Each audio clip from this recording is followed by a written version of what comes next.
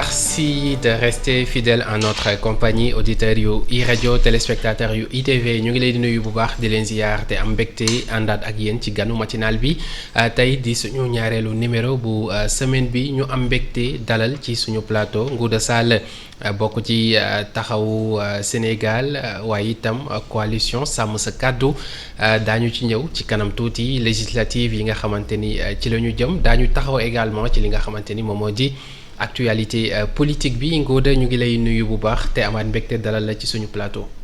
Mouhamed di la nuyu ñun aussi ñu am toujours mbégte dellusiwaat ci seeni plateau au niveau du groupe E-Média au niveau de la rajo ñi ñuy déglu au niveau de iRadio et ñi ñuy seetaan au niveau de la ITV. Alors ñu tàmbalee ak li nga xamante ni moom moo di actualité bi bokk na ci ñu bëri ci opposition bi lu ñu doon clashé Pastef mooy que ni annoncé nañ projet bu amul ba maintenant ça y est démb gis nañu lancé nañ li nga xamante ni moom moo di seen programme Sénégal 2050 di projet boo xamante ni ci la ñu dëxëñ li coppite yu ñu bëgg a indi ci réew mi pour réew mu gën a naat réew mu gën a jaar yoon mais réew mu gën a soxali ko également. waaw démb donc gouvernement bi à la tête le président Bassirou Diomaye Diakhar Faye présenté na ñoom li ñu tuddee projet parce que man ma jàpp ne li ñu présenté démb. C'est plutôt une vision donc avec comme contenu un certain nombre de programmes.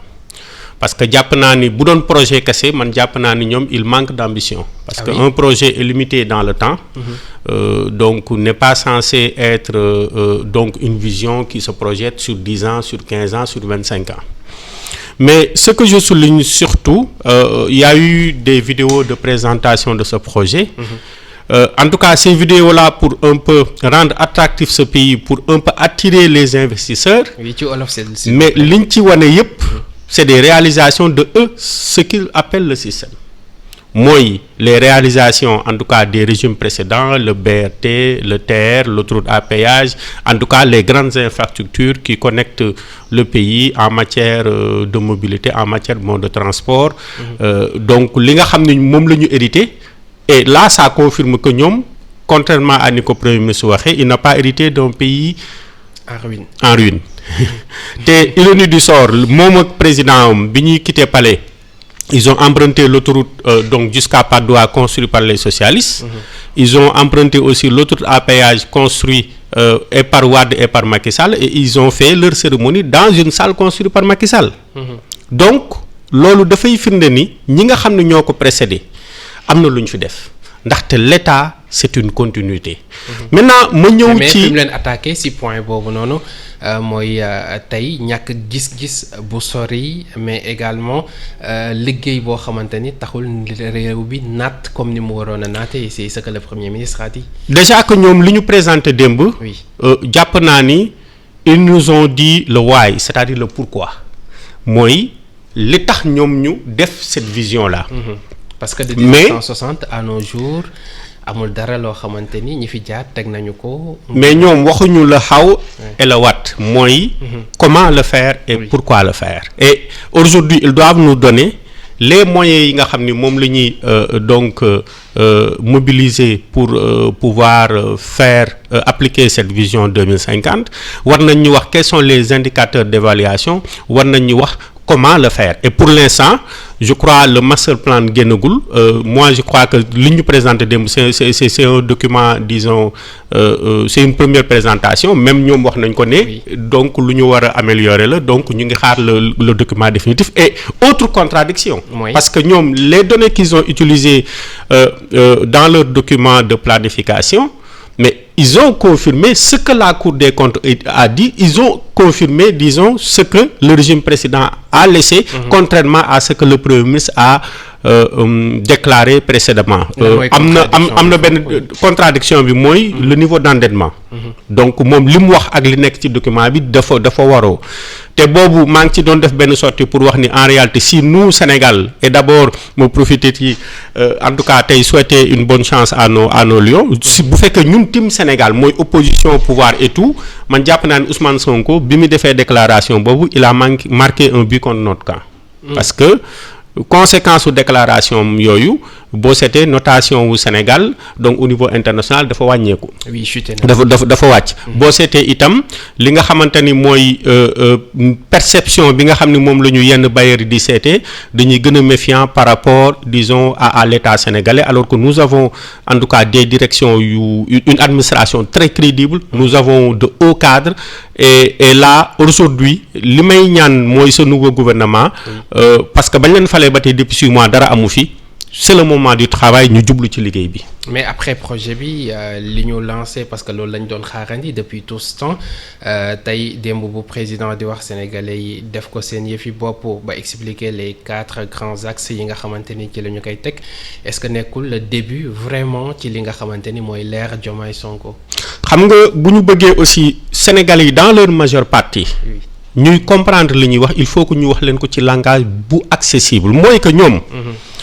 dañoo dugg waañ. ne dañuy togg pour ñun. déjà ñoom la ñuy togg nekk kumpa ci ñun normalement bu ñu ko toggee ñu yàq ko ci ndab dañoo war a ñëw rek xéwalu mais nañu ko defaree ñun daf ñoo ump. lañ ñu yàqal ñun xamuñu ko au lieu que ñu xéwalu ñun dañuy toog di polémiquer ba finalement ndab la sax mën naa tuuru ñoom li ñuy def loolu la mooy. une vision qui va jusqu'en 2050 c'est sûr que du leen fi fekk et je l'ai dit lors sama dernier passage que ni en réalité moi je suis convaincu que et dina feeñ ci législative yi que il faut nécessairement fermer la parenthèse de l'aventure mooy que ñoom 2050 boobu nga ko tuddee 2050 boobu ñoom du leen fi fekk ginnaaw nag du leen fi fekk il fallait que ñu am benn approche inclusive mooy que ñu waxtaan ak kujje gi waxtaan ak société civile bi démb sax am na ñu ko ŋàññi pour que lii nga xam ne moom la ñu proposé Sénégal yi mu nekk loo xam ni wax dëgg yàlla ñun opposition mën nañ ko endossé mu nekk wax dëgg yàlla société civile mën nañ ko endossé ba nga xamante ne ñoom bu ñu fi jógee beneen régime bu ñëwee comme ni ñu ko defee pour le plan Sénégal émergent moom il n'est pas ce régime là ne va pas être obligé de dépenser encore beaucoup d'argent du contribuable pour faire une autre vision boo xamante ni continuité lay doon loolu ngeen bëgg mais est-ce que am ngeen tey je parle de l'opposition est-ce que opposition bi tey am na tolluwaay boobu noonu mën a ñëw participer ci projet bi nga xamante ni Pastef moom la teg mais pour participer dafay fekk ñu woo la le président Bassirou Diomaye Diakhar Faye ci premier adresse am dafa waxoon ni dina ubbi en tout cas des dialogues ak concertation yoo xam ni vraiment un vrai dialogue sax moom la ko tuddee woon mais depuis lors quels sont les actes posés déjà sur le processus électoral il a rompu le dialogue au niveau en tout cas du dialogue avec le pouvoir parlementaire il a rompu le dialogue avec les acteurs de la presse il a rompu le dialogue avec les syndicats il a rompu le dialogue avec même le secteur informel ils ont rompu le dialogue mais comment aujourd'hui peuvent-ils faire des choses ñun ñu endossé ko alors que ba ñu koy def woowuñu ñu ba ñu koy def invité wuñu te dañuy faral di wax ni lépp lu ñuy def ngir man sans man dañ koy def contre man. alors kon daal bu ma déggee bu baax li ñu génnee démb muy seen jëm ci 2050 convaincre leen. C'est loin d'être convaincant parce que tu as beau avoir une belle voiture mais si tu n'as pas un bon chauffeur fa nga jëm doo fa egg. te ñoom dañuy ay bon chauffeur. bon nos amis quand même moi je crois que ils sont en train d'apprendre te duñ ñu ko wax duñ ñu wax jamais que ñu ngi apprendre ils sont en train d'apprendre ce qu'est l'État parce que je crois que l'administration a ses réalités si yow dans ton cursus tu n'as jamais été chef de service jamais directeur général jamais ministre jamais secrétaire général mais mënoo ñëw ñu jox la les plus hautes fonctions de l'État nga ñëw rek mën ko et malheureusement ki nga xam ne moo koy yëg te sénégalais lambda muy secteur informel bi amul benn secteur booy jël tey Sénégal ñu ne la mi ngi dox. jëlee ko demal fii Stade Amitié nga dem ci jaaykatu suuf yi. nga laaj leen ñoom chaque jour ñaata camion suuf lañ doon jaay nga laaj leen léegi ñaata la ñuy jaay mënatuñ jaay.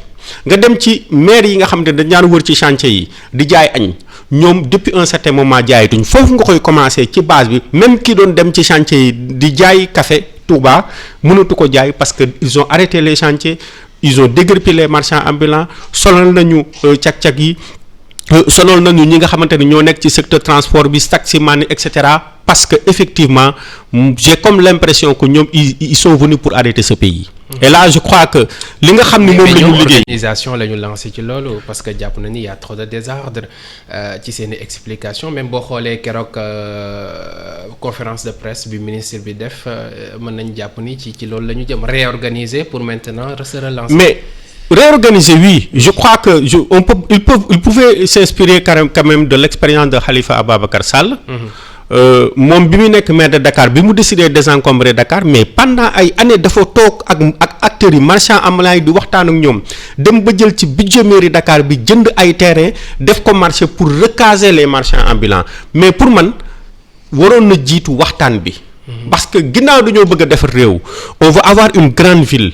Et avoir donné une grande métropole, il faut que lépp lu ñu fiy def nañu ko waxtaane acteurs donc ñi nga xam ne ñu ngi ci informel bi marchands ambulants yi commerçants yi waxtaan ak ñi nga xamante ne ñoom ñooy transporteurs yi, mais waxtaan ak aussi ñi nga xamante ne ñu ngi ci secteur de la construction, mais doo xëy rek tey pour ñoo xamante ne yow muy yow président ce premier ministre l'essentiel, en tout cas la majorité de tes ministres kër yi nga xamante ne am nañ ko fii ci Dakar ñoom jënduñu ko dañ leen ko jox ñu xëy tabax ko, mais yeneen kër yoo xam ne ay sénégalais am nañ ko nga xëy arrêter chantier yi, loolu ça participe à ralentir et ou même arrêter l'économie. Sànq yaa ngi tudd Khalifa Ababacar Sall, ñu jëm ci ay législatives le 17 novembre bi ñu jëm, ñu gis ni ñu ci bëri dañ jàpp ni choc des titans la, parce que bu ñu gisee tête de liste yi nga xamante ni dem na Khalifa Ababacar Sall ak ni mu toll ak dayoom ci wàllu politique, tey fu Macky Sall soobu, Ousmane Sonko soobu, Amadou Ba soobu, ñu doon xaar Khalifa Ababacar Sall. Pourquoi le choix jiital Barthélémy Diaz ci coalition bi ngeen samp muy sàmm sa kàddu? waaw ñun c'est ça un peu vraiment le charme de Taxawu Sénégal. Donc Khalifa Ababacar Sall même bu ko jiitee am ñoo xam ne ñoom la bokkal génération ñu gunge ko, damay fàttali ne Taxawu la majeure partie des responsables boo duggee au niveau des départements et des communes c'est des jeunes. Donc on a aussi on prépare aussi l'avenir. Tey Barthélémy Dias la suba il y a d'autres générations, il y a d'autres jeunes quand même qui émergent au-delà du maire de Dakar Barthélémy Dias et de notre président Khalifa Ababacar Sall. Il y a des jeunes qui aujourd'hui sont en train de gérer des collectivités locales, sont dans d'autres secteurs et qui aujourd'hui présentent en tout cas représentent l'avenir de Taxawu Sénégal. Tey ñu gis ñenn ñi doon wax lu jëm ci jegeyanto fi ngeen jóge woon muy PS, ñu dem ba ci géer gis yoon yi xàjjali ko waat nañ, est-ce que nekkul ni day gën a sore plus qu'on avance alors qu'on parlait de retrouvailles? waaw loolu mooy mëbëtu Khalifa, parce que tey d'abord le féliciter parce que il a réussi en moins de 6 mois à aujourd'hui regrouper l'opposition vers une seule dynamique muy ATEL. Ginnaaw loolu fexe na ba vraiment ñoo xam ne sax xëy na kenn mësul woon xalaat ñu toog. Parce que fii nga xamante ni moom la République toll, fii nga xamante ni moom la Sénégal toll, ñu war a liggéey pour l'équilibre des pouvoirs entre l'exécutif et le législatif, pour aussi ñu continuer aussi di garantir en tout cas la pérennisation des acquis démocratiques, ñu garantir les libertés, parce que gis nañ un certain nombre de dérives, mu fexe ba ñun ak waa Takku Wallu jiite par ki ko jiite di Macky Sall. Ak ñi nga xamante ni ñoom ñooy jàmm ak njëriñ ki ko jiite di Amadou Ba, ñu mën a dem vers une intercoalition, te loolu Khalifa Sall moo ko dox. Loolu je peux vous le dire moo ko dox moo ko dox ba loolu mën a taxaw ba tey ñu mën a wax une intercoalition dans l'opposition. Et dans cette même lancée mu gis ni tey on a un régime dirigé par des jeunes, mais ay ndaw da nga leen di booleeg ay ndaw ñu jàkkaarloog ñoom. te je crois que tey li mu jël son poulain qui est Barthélémy Diaz def ko comme tête de liste au niveau de la coalition Sàmm Sa Kàddu, aujourd'hui c'est un bon casting, parce que tey bu ñu xool ci liste yi. parce que loolu lañ doon interroger wu, est-ce que Barth vraiment mën na mener seen bateau bi à bon port? Je rappelle que Barthélémy Diaz en tout cas bu ñu xool ci cursus parlementaire am, Barthélémy Diaz mi ngi ak 2 mandats parlementaires. Barthélémy Diaz est à son 3e mandat de maire, et que boo c'était vécu quand même fépp foo xam ni jaar na fa il a quand même laissé de très bons résultats. Et je crois que moom il connaît ces amis-là, ces doomu ndey comme il les appelle, il les a assez pratiqués pour xam wala ancien ba tey doomu ndey.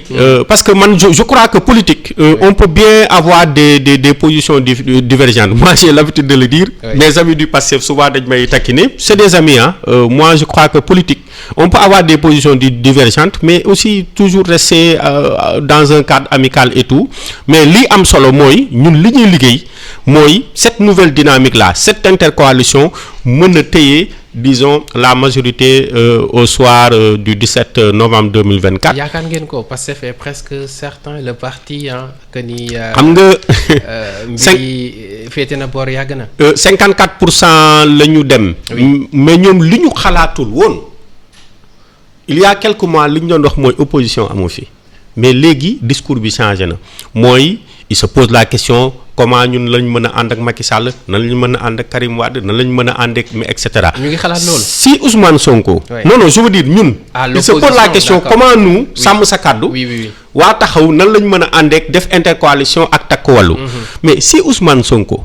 peut faire coalition avec Mimi Touré. si Ousmane Sonko peut faire coalition avec Karim Wade si Ousmane Sonko peut faire coalition avec Aïda Mbodj mais pourquoi pas aujourd'hui pour. réalité politique ñu mën a ñun ànd ak ñu bañ a ànd ak quand même ki nga xamante ni mooy régime bi nga xam ni moom moo fi jóge ànd ak Amadou Ba mi nga xamante ni aujourd'hui moo nekkoon premier ministre moi je ne vois pas de problème c'est une coalition électorale cela ne veut pas dire que nous choisissons d'être dans un même parti nous avons les mêmes idéologies nous défendons la même philosophie politique non c'est une coalition électorale pour aujourd'hui aller acquérir une majorité. Et majorité boobu téye ko pour man c'est d'abord en tout cas permettre à nos amis d'être un peu plus modestes permettre à nos amis en tout cas de garantir les libertés parce que am na dérive yoo xam ne ñu ko si lan ngay def référence parce que damay gis yenn discours yu arrogant xoolal démb par exemple ku mel ni ministre Maïmouna Dièye li mu wax yow tiim Sénégalais yi ngay ministre de la République ne diw mi même bu fekkee li ñu ko jiñ même bu fekkee moo ko def moo tey ça c'est de l'arrogance am na discours yoo xam ne ñun jàppoon nañ ni boo respecté Sénégalais yi doo ko wax c'est-à-dire te du ñoom et souvent dans certains discours da nga koy gis ñoo tey diw nañ ko jàpp tëj ko tey aujourd'hui gis nañ ay dérives ay nit ñu tere leen ñu génn réew mi. te amul benn acte juridique du magistrat instructeur du procureur moo def benn ordonnance pour que ne diw mu bañ a génn parce que yow dañuy jàpp ni. fii nga bokk rek nga dem aéroport ñu ne la doo génn réew mi. Et je crois que des gens sont morts dans ce pays-là des gens se sont battus pour que Sénégal reste donc benn c'est-à-dire que havre de paix. mais nekk aussi donc un pays démocratique boo xam ne ku nekk loo sentir mën nga ko wax. loo gëm mën nga ko défendre. mais tey bu ñu xoolee aussi taxaw ñàkk na yenn ci ay cadres d'ailleurs dimanche ñoom lancé nañu li ñu tuddee le pacte muy. Parti pour l'action la convergence le travail et l'équité loolu itam ci jëm ci élection yu mel ni élection yu am solo est-ce que du am benn impact si taxawu ak dayoom nu mu toll. mais d'abord j'ai l'habitude de le dire en tout cas taxawu man damay jàpp ni comme tout parti politique train la buy dem bu eggee gaar dina am ñu wàcc mais dina am aussi ñu yéegaat donc ñi nga xam ne gëm nañ dynamique bi ñu ngi ci continuer en tout cas di ci liggéey il y a de nouveau moi dans mon département ci semaine yi di ñëw dinaa accueillir de nouveaux mouvements yoo xamante ni dinañu adhérer donc au niveau de taxawu donc ainsi va la vie. bu ñuy gëmee leneen boo seetee ni intercoalition bi demee investiture yi parti yëpp am ay démissions. Parce que nit ñi ils mettent en avant leur intérêt personnel moi-même j'ai pas été investi pour autant je suis très impliqué dans la campagne au niveau de mon département à Keur Massar.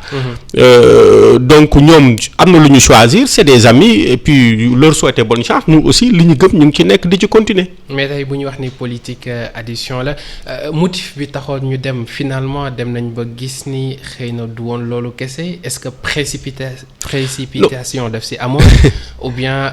ñàkk waxtaan ci biir parti bi moom moo leen yóbbee loolu. c'est que li mode bu bees am léegi xam nga bu njëkkoon dañu doon wax transhumance. oui mais léegi dans le domaine de la mobilité politique les gens dañu koy rafetal.